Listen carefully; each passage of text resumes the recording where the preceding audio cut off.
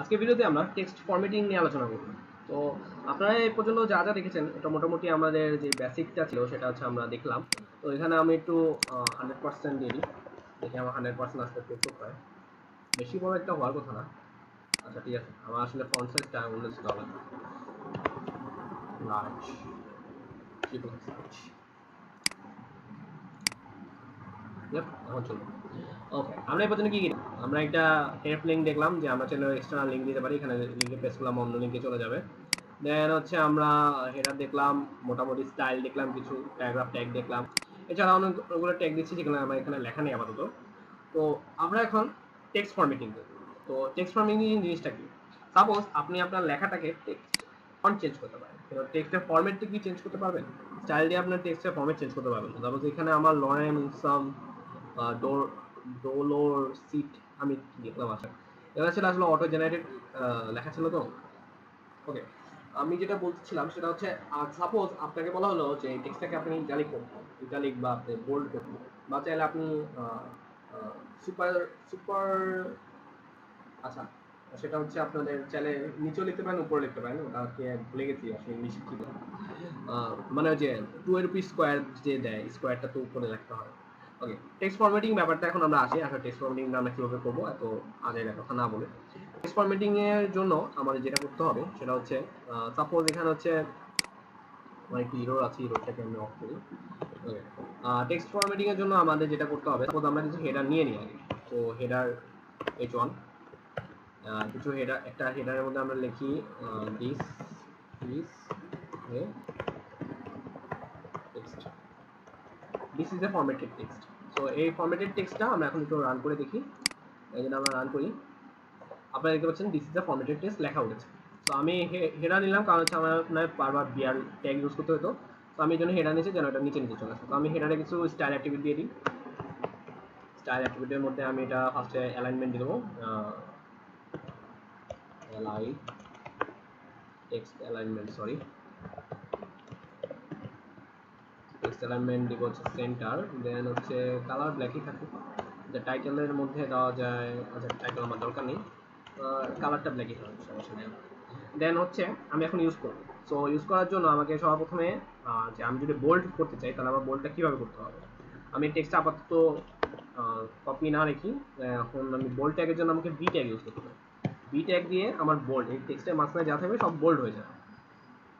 তো আমি যদি এখন এটা রান করে দেখাই, আমার অলরেডি টেক্সটটা বোল্ডই আছে। আমি যদি আরেকটু বোল্ড করতে চাই, আসলে এটা বোল্ডই আছে। আমি যদি এটাকে আসলে বোল্ড ছিল, এটাকে বোল্ড করে আসলে লাভ হয়। ওকে, আমি এখন আরও কিছু আপনাদের টেক্সট ফরম্যাটিংয়ের জিনিসগুলো দেখাই, যেগুলো হচ্ছে এই সেম জিনিসটাকে আমি কপি পেস্ট করবো। এটা আমি অনেকবার লিখতে হবে, সো আমি এটাকে কপি পেস্ট করি। সো এখন আমি দেখাবো হচ্ছে স্ট্রং। স্ট্রং, তো পিএইচপি স্ট্রং ইউজ করার একটা রিজন সেটা হচ্ছে একটা ট্যাগ চেঞ্জ করলে ওটার ক্লোজিং ট্যাগটাও চেঞ্জ হয়ে যায়। তো স্ট্রং হচ্ছে আপনাদের ইম্পর্টেন্ট টেক্সট দেখানোর জন্য। দেন হচ্ছে আমার ইটালিক আছে, ইটালিক। দেন আছে আমার এমফাসাইজ টেক্সট। সো এমফাসাইজ টেক্সটের জন্য ইএম। দেন হচ্ছে আমার আছে মার্ক টেক্সট, তারপর আমি মার্ক টেক্সট দিচ্ছি, মার্ক। আর কি আছে, দেন হচ্ছে আমি স্মল টেক্সট আছে, রিলেটেড টেক্সট আছে। সাপোজ আমি স্মল টেক্সটের জন্য আমার লিখবো স্মল। দেন রিলেটেড টেক্সটের জন্য ডেল লিখবো, ডিএল। দেন হচ্ছে আমার ইনসার্টেড টেক্সট আছে, ইনসার্টেড টেক্সটের জন্য আই এস। সবার লাস্টে হচ্ছে সাবস্ক্রিপ্ট টেক্সট, যেটা আচ্ছা, সাবস্ক্রিপ্ট আর সুপারস্ক্রিপ্ট। সাবস্ক্রিপ্ট হচ্ছে যে নিচে লেখে, আর সুপারস্ক্রিপ্ট হচ্ছে ওই যে উপরে লেখে, 2 এর স্কোয়ার। সো সাবস্ক্রিপ্টের জন্য সাব,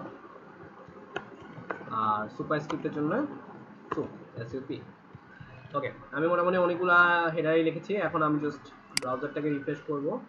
আমার ব্রাউজারটাকে যদি আমি এখন রিফ্রেশ করি, আপনারা দেখতে পাচ্ছেন যে সবার প্রথম হচ্ছে লরেম ইনসম ডোর, এটা তো আমার নর্মাল টেক্সট ছিল। দেন হচ্ছে আমার একটি ফরম্যাটেড টেক্সট, সেটা হচ্ছে আচ্ছা আমার দুইটা করে দেখাচ্ছে কেন, আমার মানে একটু ভুল গেছে। এখানে হচ্ছে প্রথমটা বোল্ড, দেন হচ্ছে আমার আচ্ছা আমি যদি এখানে নাম্বারিং করি তাহলে তো দেখতে সুবিধা হবে।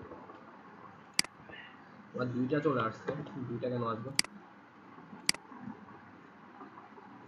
আসলে দুইটা আসছে বাট ঠিকই আছে।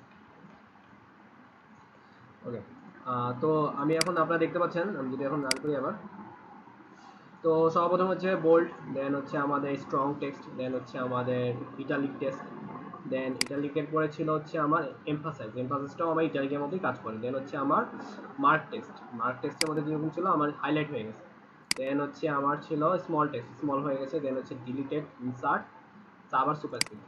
তো ডিলিটেড টেক্সটটা হচ্ছে আমার ক্রস দেখাচ্ছে, দেন হচ্ছে ইনসার্টেড টেক্সটটা হচ্ছে আন্ডারলাইন দেখাচ্ছে, সাবস্ক্রিপ্ট আর সুপারস্ক্রিপ্ট হচ্ছে আমার সেমই দেখাচ্ছে, বাট এটা যখন আমি একটা টেক্সটের সাথে লিখবো, সাপোজ এখানে আমি যদি একটা টেক্সট দিয়ে দিই, সাবের আগে যদি হ্যালো দিই, হ্যালো, আর এখানে সুপারের আগেও যদি হ্যালো দিই, তো তখন কি হবে, তখন হচ্ছে আপনারা দেখতে পাচ্ছেন সাবস্ক্রিপ্টের সময় নিচে চলে গেছে আর সুপারস্ক্রিপ্টের সময় উপরে চলে গেছে টেক্সটটা। তো আপনারা বুঝতেই পারছেন যে এটা আমরা কেন ইউজ করতেছি, এটা ইউজ করতেছি কারণ হচ্ছে আমাদের যখন আমরা একটা ওয়েব পেজ লিখবো, ওয়েব পেজে যে কন্টেন্টগুলো থাকবে, তখন কিছু ডকুমেন্ট থাকবে, সাপোজ আমার ডিলেটেড টেক্সট, তখন আমার এই ডেল ট্যাগটা ইউজ করতে হবে। তো এভাবে হচ্ছে আমরা টেক্সট ফরম্যাটিং করে থাকবো। সো টেক্সট ফরম্যাটিং মোটামুটি এটুকুই। পরবর্তী ভিডিওতে আমরা কোটেশন আর সাইটেশন এলিমেন্টস নিয়ে আলোচনা করব। আজকের জন্য এটুকুই। ধন্যবাদ।